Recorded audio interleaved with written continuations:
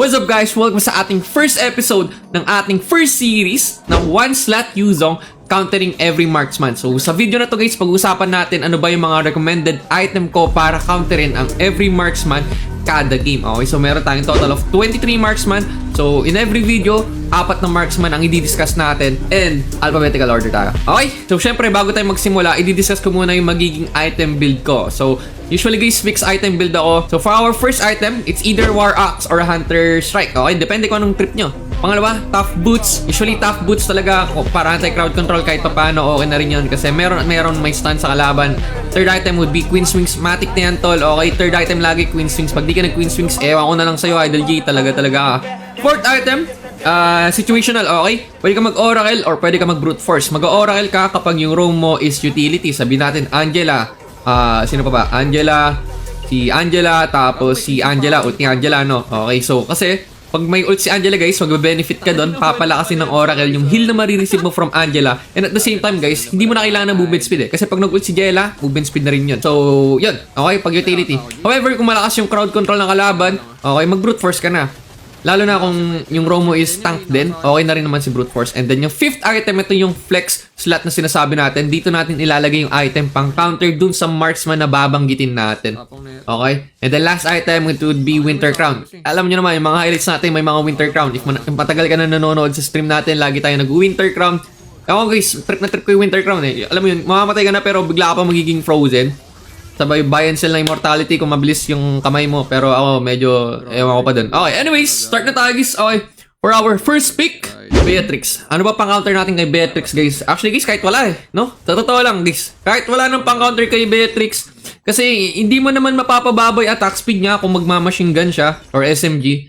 Kasi alam ko fix ano yun eh, fix attack speed siya eh. Beatrix, ano kaya? Pwede ba tayo dito mag Guardian Helmet? Parang pwede mag Guardian Helmet guys, pero siguro pinaka-okay dito guys na pwede nyong i-build would be magano na lang kayo dito guys, Chastis. Okay, Chastis na lang siguro pinaka-recommended kong build dito pang counter kay Beatrix kasi just in case na mag-sniper siya o kaya mag-shotgun o kaya yung bazooka, parang mapoproc nyo yung Chastis eh kapag na low life kayo. So kumbaga extra healing yon. Pag pumutok yung Queen Swings mo, kukunat ka and at the same time puputok yung Chastis, extra heal yun para sa'yo. Our sound hero, it would be Brody Pet Maluno.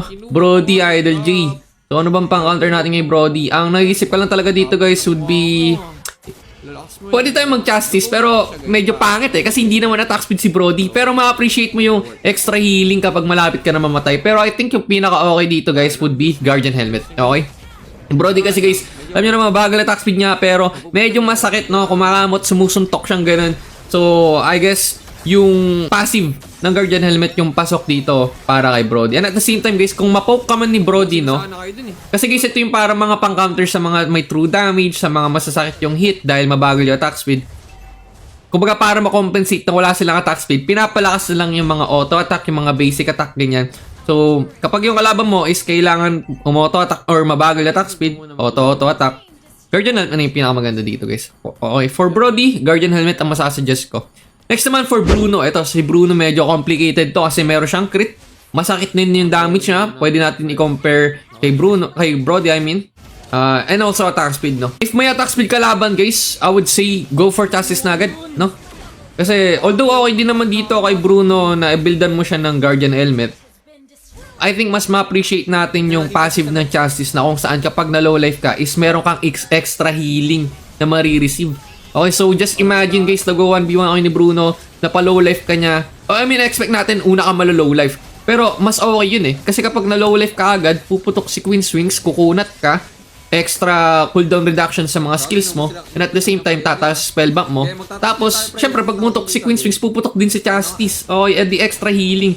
The moment na pumutok yung dalawang passive mo na yun, parang babalik buhay mo, possible, mag-half-life ka pa ulit eh. So, kunwari, 1/4 na lang buhay mo, magiging 1/2 ulit. So, I think, Justice talaga pang counter kay Bruno. And last, but not the least, sa letter C, Claude Pet Malo dito, medyo hindi na natin need mag-isip. Alam naman natin na attack speed si Claude. And medyo pangit din naman na mag-build dito ng mataas na HP kasi ika-counter ka niya ng Demon Hunter Sword. However, given na si Justice guys is meron siyang HP, kumbaga okay na. For me, Justice na rin dito guys kasi attack speed si Claude, kailangan natin pabagalin ang attack speed niya. And at the same time, kapag na-low life ka nga, kasi mabilis ka mapapa-low life ni Claude eh. Mabilis ka mapapa-low life ni Claude kapag nag-ulti siya sa'yo. Especially if full stack siya. So, definitely yung passive ng Justice sobrang okay dito para kay Claude. And, yun. That would be it, guys. So, yun ang ating first episode out of 6 episodes dito sa ating series na one slot Yuzong countering every marksman. So, comment down below, guys, kung meron kayong item na sa tingin nyo is mas maganda pa sa sinasuggest ko. Talaga, Idol G, lakas mo yan, no?